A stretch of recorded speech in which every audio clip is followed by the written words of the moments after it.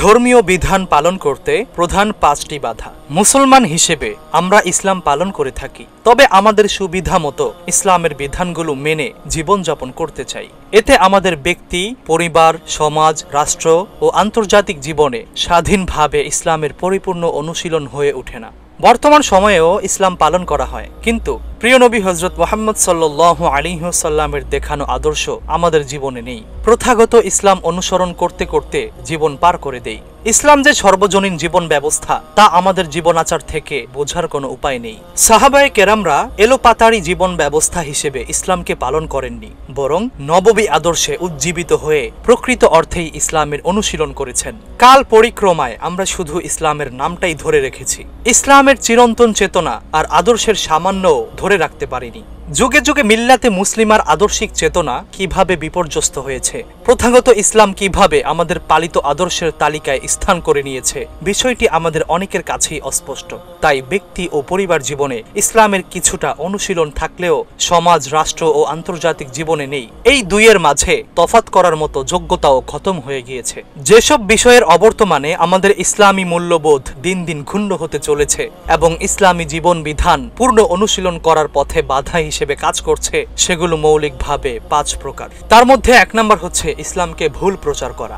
বর্তমানে প্রচার মাধ্যমের বড় একটা অংশ ইসলামকে ভুল ব্যাখ্যায় প্রচার করছে। মিডিয়া জগতে ইসলামের সঠিক পরিচয়ের চেয়ে ভুল পরিচয় বেশি প্রচার করা হয়। এতে প্রভাবিত হয়ে মুসলমানদের বিরাট অংশ সঠিক ইসলামের পরিচয় পায় না। কেউ তো মিডিয়া প্রচারিত ইসলামকেই প্রকৃত ইসলাম মনে করেন, আবার অনেকে ইসলামকে ত্রুটিপূর্ণ জীবন ব্যবস্থা মনে করে এর থেকে দূরে থাকেন।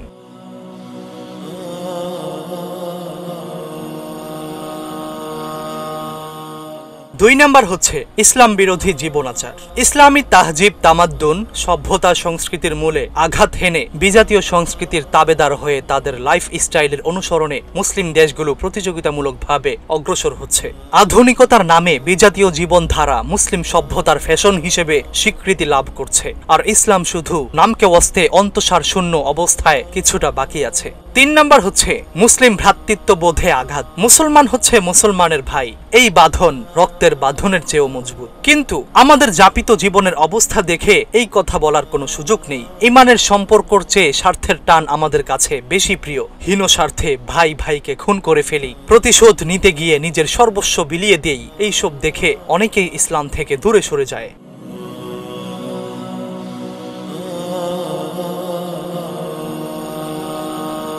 4 নম্বর হচ্ছে শিক্ষা ব্যবস্থায় অনইসলামিক প্রভাব। আমাদের প্রচলিত ও স্বীকৃত শিক্ষা ব্যবস্থায় ইসলামেরই পরিমাণও বাকি নেই, অথচ এর 90% শিক্ষার্থী মুসলিম পরিবারের সন্তান। ভঙ্গুর এই শিক্ষা ব্যবস্থার প্রভাবে তাদের মাঝে ইসলামী মূল্যবোধ নেই বললেই চলে। তারা নিজেরাই ইসলামের অনুশীলন বোঝে না। জাতির সম্পদ হয়ে তারা জাতিকে কি উপহার দিবে?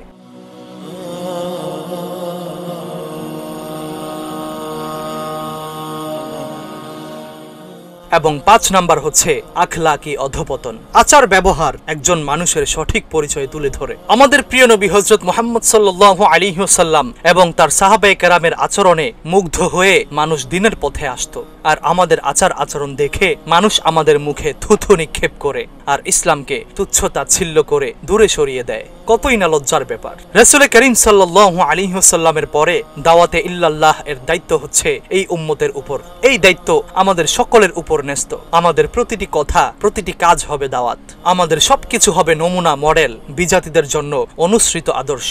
উচিত ছিল অমুসলিমরা আমাদের দেখে ইসলামের ছায়াতলে আসবে, কিন্তু আফসোস করেই বলতে হয় আমাদের জীবন আচার দেখে দুর্বল মুসলমানরাও ইসলামকে ঘৃণা করে। তবে আমরাই কি দিন পালনের পথে বাধা? আল্লাহ তাআলা আমাদের সকলকে সঠিক বুঝ দান করুন, আমাদেরকে হেদায়েত দান করুন এবং আমাদের সকলকে পরিপূর্ণ ইসলামিক আদর্শে আদর্শবান হওয়ার তৌফিক দান করুন। আমিন। ওয়া আখিরু দাওয়ানা আনিল হামদুলিল্লাহি রাব্বিল আলামিন।